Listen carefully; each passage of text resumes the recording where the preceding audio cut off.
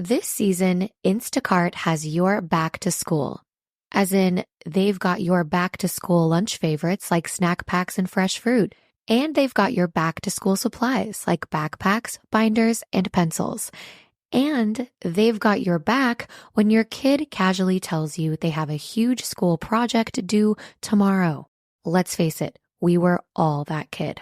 So first, call your parents to say I'm sorry, and then download the Instacart app to get delivery in as fast as 30 minutes all school year long. Get a $0 delivery fee with your first 3 orders while supplies last. Minimum $10 an order. Additional terms apply. We acknowledge the traditional owners of country throughout Australia and recognise their continuing connection to land, waters and culture. We pay our respects to their elders past, present and emerging. Welcome to This Song Is Yours, a music podcast where we chat to a new guest each week, talk about their life and creative endeavours, and talk to them about some of the music they love. Our show works by chatting to our guests about music, their songwriting techniques, and occasionally getting them to make you a playlist of the songs they love. Welcome to episode 205. I'm your host, Simon Fink. Our guest today is Crowded House, the iconic Australian band returning to Aussie shores this month, playing dates around the country, including co-headlining at Harvest Rock Festival. In today's episode, we're speaking with Liam Finn about being back on the road, contributing to the band's incredible legacy, and his knowledge of South Australian wines. Here we go. Our guest today is one member of iconic Australian band Crowded House. The well-decorated band has amassed countless ARIA and APRA awards over their 37-year history and are returning to Australian shores this month for a run of shows, including co-headlining Harvest Rock Festival in South Australia. Please welcome to This Song Is Yours from Crowded House, Liam Finn. Hello, sir. How are we? I'm doing good, thanks. How are you doing? I'm very well, thank you. Thank you so much for your time today. No worries. Where are you joining us from at the moment? I'm in LA and it's the end of my day. My 2 kids are just fallen fast asleep and I'm having a very small but pleasurable ouzo. Well, look, I very much appreciate you ending your day chatting to us, and hopefully I won't keep you too long from the ouzo. I can appreciate a good nightcap more than anyone else. So we can do both. Yeah.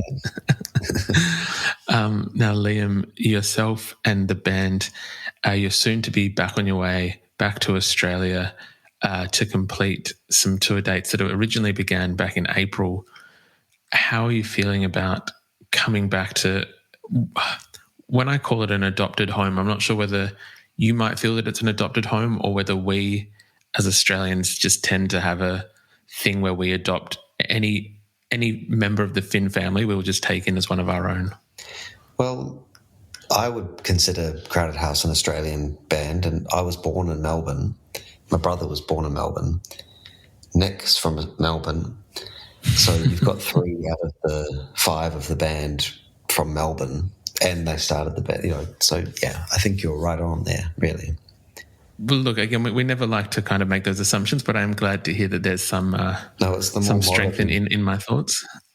It's the modern Australian way. Is like, I know we do this a lot, but you're Australian, right? I think there's you're turning into a slightly New Zealand kind of. You're getting New Zealand traits now as Australians. A slightly self-deprecating or self-aware kind of thing, yeah. 100%. Well, I don't think it's a bad thing. I think it's about time we took on some of those traits. As I mentioned, this tour started, it did start back in April.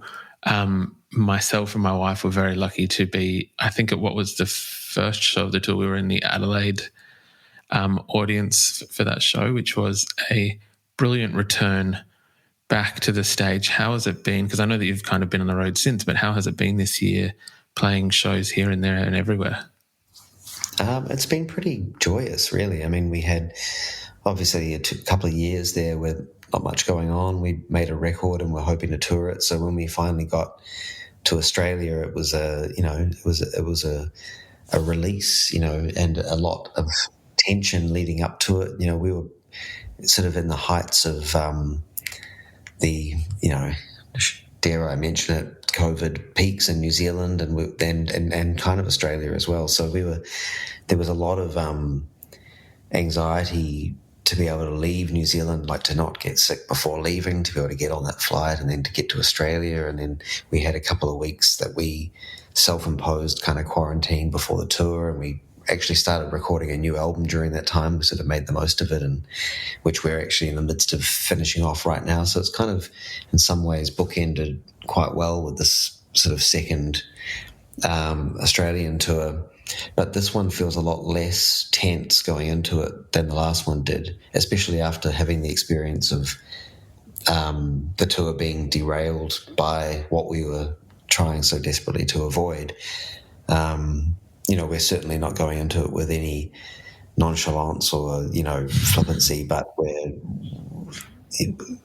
I get a lot less anxious about it after getting a few more shows under our belt and doing the European tour and kind of, I don't know, figuring out the new protocols and new way to make touring work and stuff like that. And we had a great tour in the UK and Europe over the Northern Hemisphere summer, so we're quite excited to kind of pick up where we left off there and come back and play some of the same places and a lot of new places that we didn't do on the last tour of Australia, and with these with our new chops that we've got, because we've got new chops.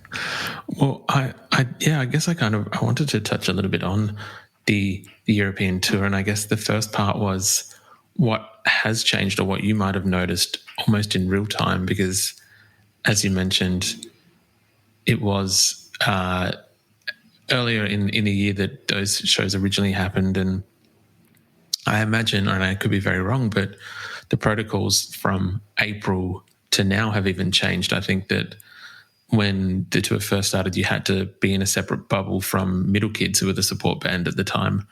And then I'm wondering, if that's changed, whether you're able to interact with people backstage now, or what has progressed since that first initial run of shows.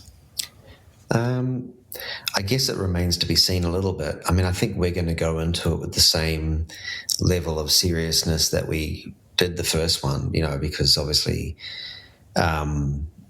nobody wants to get sick and it's still out there. But we're also have kind of, I guess, through experience, figured out what works for us as a band. As far as, on that tour, we weren't meeting up with anybody. We literally didn't see anybody outside of the core band and our tour manager for that entire trip. We did hang out with the Middle Kids 6 feet apart or something, on stage. We took a photo together, and but so it might not be quite like that.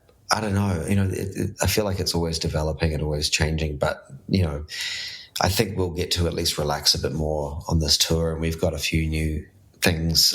We've brought some Greek musician friends of ours that we met over in Greece over the last 8 years or so, and they're going to be part of this tour, and I'm pretty sure we're at least going to be able to intermingle with them. And there's also a few that the show in Adelaide is going to be a kind of a pretty social festival, I'm assuming. But the good thing about festivals is they're largely outdoors. So I don't know, without lingering too long on it, I feel like everybody's getting a bit more used to this new era of touring, and the risks that you're willing or not willing to take. I don't know. It's a really tricky one, because it sucks when you're in a band and someone's a bit more carefree than others, and the rest of you sort of stare them out if they're not wearing a mask. Like it becomes like like in families, I think it becomes actually kind of like a psychological hurdle.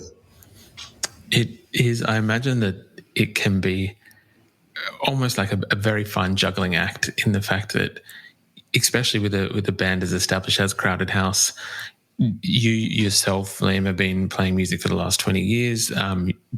Your dad and Nick and everyone else have been doing it for decades longer, and so there's almost like these inbuilt, I guess, just normalities on tour, and then to kind of have to rebuild that or not have to change your behavior almost in a way to make sure that everyone's safe, everyone's touring well. But let's not focus too much on COVID. You mentioned before that you were in Europe over their summer.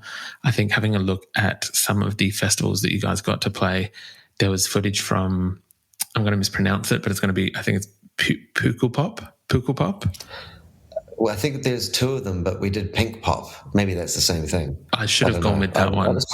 I should have gone with that one. Much easier to pronounce. Pink Pop sounds familiar. Maybe that's just the Dutch version. It might be another variation of that festival, but I saw some footage from Pink Pop then, and there was some incredible footage from Glastonbury where you guys got to play the Pyramid stage and had thousands and thousands of people singing back to you. I was wondering, I guess, now that you are back out and in the world touring, has there been something from the last year, a touring memory that stands out more than the others that kind of is a beacon in what's been the last year? Yeah, I mean, I think that the New Zealand tour we did last year was amazing because it was the first time we'd played since everything. The Australian tour was a whole nother level because it was Australia and there was so much building up to it. And then Europe was kind of a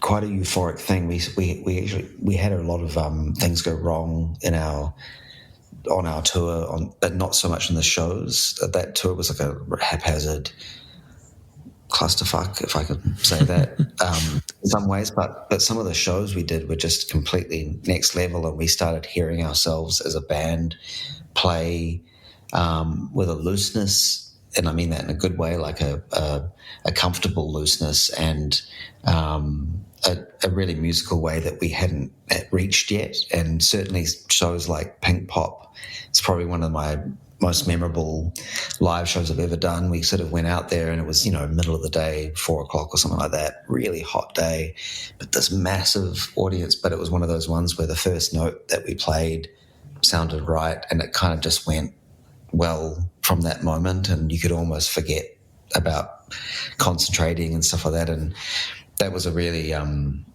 special kind of moment for all of us because we realized that we could kind of take shows whatever direction we chose. And that was kind of always a big thing with Crowded House, watching them grow up, is that they would go on such strange tangents, banter-wise or musically with jams and stuff like that. And that's something that I think that is still really true to us as a band now, and that in the spirit of it and stuff is to be able to kind of not take ourselves too seriously. We're not out there trying to make our name or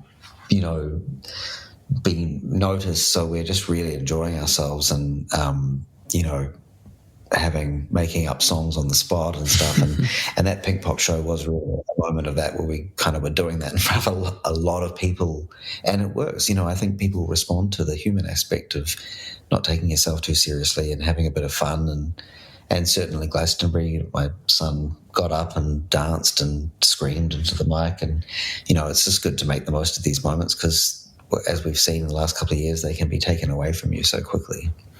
100%. I would, I think it was, there was a moment in the Adelaide show where there was a bit of a jam, or I think there was a bit of a free form guitar solo, I think from maybe yourself, which I had seen Crowded House previously, I think, I want to say 10 years ago in a different iteration, maybe 13 years ago. And it did seem that there was a looseness, a bit more of a relaxed nature to it. And that's to say Crowded House was already a bit of a relaxed band. So with the last few years, the lineup for the band has changed. And as you mentioned, that there is no pressure. You're not a new band coming out to prove anything. For a number of people who might be listening and might not be aware, yourself and Elroy, your brother, in the last few years joined Crowded House as official members. Mitchell Froome, who previously worked with the band as well, joined the band as well. I'm wondering, for you, having been obviously very close to the band for a number of years, as everyone knows, Neil Finn is your father, but now being inside that bubble, what has that kind of journey been like in terms of being on the outside to now being part of and one of the main contributing songwriters? It's been amazing. I mean, it on one hand feels really natural and kind of like it was written in hindsight now. You know, it has felt pretty. I don't want to say normal because it feels unique. You know, I'm really appreciating the fact that I'm in a band with not only, you know, my father and my brother, but with Nick, who I grew up with as like an uncle, and then Mitchell, who's someone I didn't necessarily know as well coming into this. I always knew him because he was a big part of my dad's life and the band and stuff like that. But I probably saw him fleetingly on visits to LA or when they were recording and stuff. But to get to know Mitchell and then to get to be in a band with someone with that experience and you know, we're a band that spans the ages from 32 to 69, so it's a pretty unique band to be in. But at the end of the day, it actually feels like any band I've ever been in, where, you know, we still are making stupid jokes with each other constantly, and we've got a little band text thread that's sending each other stupid stuff. You know, like it just feels like I feel like bands are sort of ageless, really, and also Mitchell hasn't really been in. He's been in the Latin Playboys, who are an amazing band, but he was a producer, so he's having his first experience of being in a band, and I don't know. It's really pretty amazing, and I'm really enjoying the uniqueness of this, you know, makeup of people, and everyone in our crew as well are really amazing people. We've got a pretty, you know, I think maybe especially with the last few years, I haven't appreciated getting to make music and getting to be around all these people as much as I ever have. You know, it feels like a pretty cool. This summer, Instacart presents famous summer flavors coming to your front door, or pool, or hotel. Your grocery delivery has arrived, sir. That was faster than room service. No violins in the lobby. Oh, seriously? Anyway, sit back, relax, and get delivery in as fast as 30 minutes. Starring your favorite snacks, drinks, and more. Download Instacart for free delivery on your first 3 orders. Rated H for hungry audiences. Offer valid for a limited time. Minimum $10 per order. Excludes restaurants. Additional terms and fees apply. My dad works in B2B marketing. He came by my school for career day and said he was a big ROAS man. Then he told everyone how much he loved calculating his return on ad spend. My friends still laugh at me to this day. Not everyone gets B2B, but with LinkedIn, you'll be able to reach people who do. Get a $100 credit on your next ad campaign. Go to linkedin.com/results to claim your credit. That's linkedin.com/results. Terms and conditions apply. LinkedIn, the place to be, to be. The right combination of legacy stuff, think songs that we want to play well for people who have formed memories and growing up on these songs, but also feel like we could do anything we wanted and take it wherever we wanted, and we're making new music. And yeah, it's definitely got its own allure to it. That is a very I think that's a very well put way, very well worded way, sorry, to put that. What was the original conversation like? Was it that your dad and Nick came to speak to yourself and Elroy? Was it brought up over a few drinks? How did it kind of just evolve into what occurred? It was a phone call to kind of, Dad called to sort of touch on it or sort of feel it out. He was quite nervous, I think, and like I expect that he might have almost thought that me and Elroy would be like, oh, no, I don't want to do that. Or, I don't know. He seemed, you know, quite coy in his approach, but when he brought it up, I think after the experience that he'd had on the road with Fleetwood Mac and playing those classic songs with a band that were like a real band, you know, a band of characters, and everyone has their role and it tells a story. And I think it made him look back on Crowded House and appreciate what that meant and what it means to people and the relationship he has with Nick. And he wanted to make that feel vital again. And so the natural progression was of making it feel exciting. And we'd made a record together just before that, and we'd been playing as a family band with Mum on bass and Elroy on drums, and me and Dad. We'd done a European tour. It was probably the most fun tour that we'd ever had. It was just really magical, and so it was sort of a natural conclusion. So when he sort of explained it, it made total sense, and yeah, it just, I don't know, it really fit into to where we were all at musically. And I've obviously made some solo records, and I'm still making music as a solo artist, but having kids and having a bit more of a life where I don't get to be as obsessive as I used to be on making one thing. This was a really welcoming prospect, because we get to collaborate and get to be part of something, and things move faster and you can finish things quicker when you have a team of people all with the same goal in mind and stuff. So it's worked out really well, and I think creatively it's worked out especially well for all of us. Yeah, I would 100% agree with that. I think that it obviously kind of did work in terms of the tour is one, to be able to go out and see people, and that people want to see Crowded House, but there is also I think it was I want to say 7th studio record by Crowded House, that Dreamers Are Waiting. And how, I guess, from that other aspect of joining I want to say a legacy band, and kind of being able to step into this role now for you as a songwriter, because as I mentioned before, you've been writing songs for almost 20 years. I think people here in Australia know you as Liam Finn, a solo artist. For those people around my age, they would know Betcha Duper.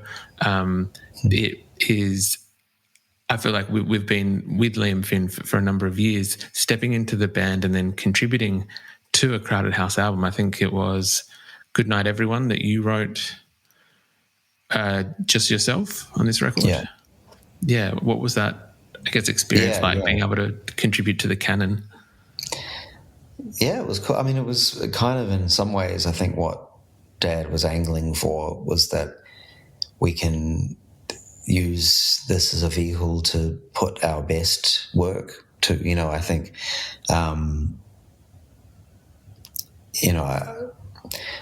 it wasn't even so much like let's just see what we make together. It was like, let's put together the best.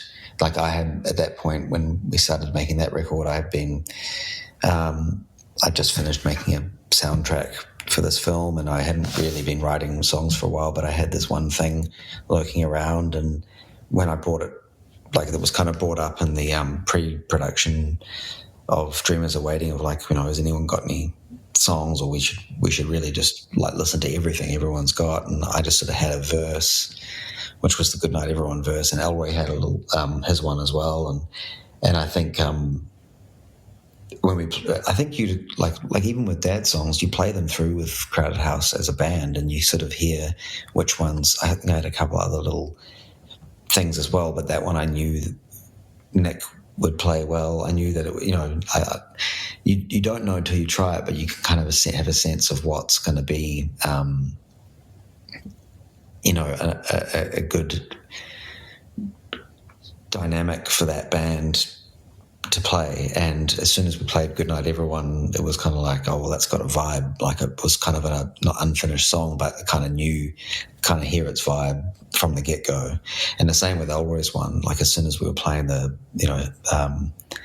I'm quite fond of his one, so I'm excited talking about it. But as soon as we were playing the little guitar riff, it had a sort of nostalgia about it that felt really exciting for Crowded House to be playing. But yeah, I mean, I guess it makes sense in the way that a band is a band. You bring songs to the table, and some stick and some don't, and you got to not be too precious and not be hurt by it, kind of thing. But we're equally as cutting with Dad's songs as well.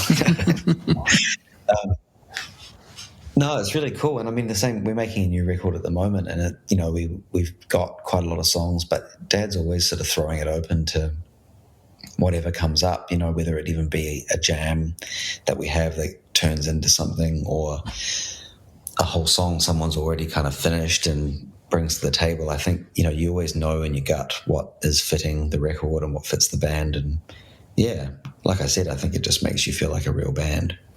100%. I'm curious, with the mention of new music, can we expect to possibly maybe hear any new songs on this tour and at Harvest Rock Festival? Yeah, I think possibly. I mean, it's sort of a 70% done kind of record, and we're after the Australian tour, we're hoping to go back to New Zealand and finish it off. So there's a few songs that we've already tracked that sound like if we played live a bit, we might even sort of take it to a new level. So the only way to do that is to introduce it into the live set. And so I think there's a few songs that we would like to start playing, but, we want to also play certain songs off Dreamers Are Waiting, and it's easy, you also don't want to bombard people with too many new songs. And we're pretty conscious of making the best possible show. But yeah, I think definitely we'll be playing a few new ones, yeah. That's very exciting to hear. As we've mentioned, as well as the tour, there is the appearance at Harvest Rock Festival in Adelaide. We are an Adelaide-based podcast, so we will be seeing you there mid-November. The festival is being billed as I want to say it's almost like a bit of a music festival for adults. It seems like it's a little bit more relaxed. The lineup is Crowded House, Jack White, Krungbin, Sam Fender, some incredible international and local artists as well, and also a lot of culinary and South Australian artisan wares and food and drink, if you will. Liam, I'm curious, I imagine you've been to South Australia a few times. Are you very well versed in the wine of South Australia? Yes, I've certainly drunk a fair bit of South Australian wine. We played a show on the Neil and Liam Finn tour at a winery, and I wish I could remember which winery. It's bad that I don't, but we blur together. But and we had some delicious wine there, that's for sure. So yes, but yeah, to be honest, I like my wines, but sometimes some of the South Australian ones they knock me for six a bit. They're pretty big. They're big wines. Yes, I would agree with that. For some reason, we do tend to make quite a lot of full-bodied and strong wines, which will be at Harvest as well for people to kind of try. I think there's a few different wine bars as well, so hopefully you'll be able to get out and try those. Is there anyone on the lineup that you're kind of hoping that you can kind of catch or see while you're there? Definitely. I mean, it's a pretty great lineup. I'd have to have a look at it to refresh my memory, but I think Alex Cameron's playing, and I haven't seen him play, and we've talked a bit over FaceTime and the phone. I've met him once. I've only met him once, but we have a lot of mutual friends, so I'm looking forward to sort of getting to hang out with him and see him play. There's a few Kiwis on the bill. I think Marlon Williams is on the bill. Yes. Krungbin would be pretty cool to see live. I mean, it's a pretty good lineup. I'm hoping that we get to hang out and see a lot of stuff, but I don't know, because we'll be probably pretty strict. It's an outdoor festival. Yes, yeah. That's always on our side in a social sense with COVID touring. So outdoors is good. Yeah, no, I'm really looking forward to it. It's going to be great. I think it is going to be an incredible, incredible festival. We are very much looking forward to seeing yourselves there. Liam, lastly, we would usually ask our guests what they're currently listening to, if there is anything that is on a high rotation for yourself. Well, I got to go and see Grace Jones play a couple of weeks ago at the Hollywood Bowl, which was absolutely amazing. So I've been listening a lot to Grace Jones, and I'll just grab it quickly. With the classic album cover. This has been, and you can see I only had to pay $3 for this classic album. That's so good. It's in very good condition. But no, that's been on high rotate beforehand and ever since. That is a very solid choice. We recently had Lauren from Churches on the podcast, I believe, as a support act that night. Oakland, yeah. Yeah, and she was saying it was an incredible concert. So I think that everyone's going through a bit of a Grace Jones phase at the moment. But Liam, once again, thank you so much for coming onto the podcast. We're very much looking forward to seeing you at Harvest Rock. But thank you again. Cheers. Take care.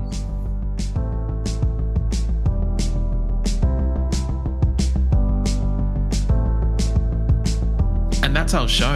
A massive thank you to Liam Finn and Crowded House for their time.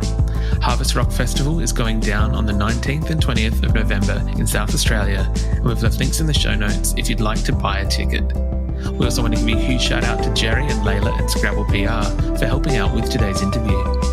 If you like this show, please subscribe wherever you get your pods and stay up to date when new episodes are released. We release new shows each Wednesday and Friday morning, and we now have a Patreon, which you can find within the show notes of this episode.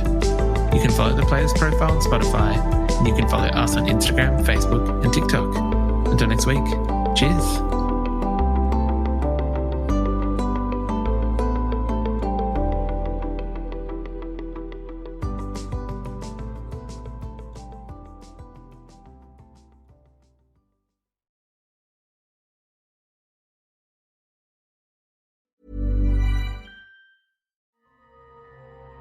The most powerful designer drugs are the digital ones we use daily.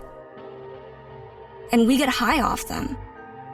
When touch, tap, like, scroll at a time.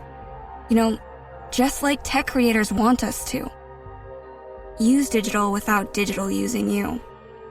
Learn more at sync.ithra.com.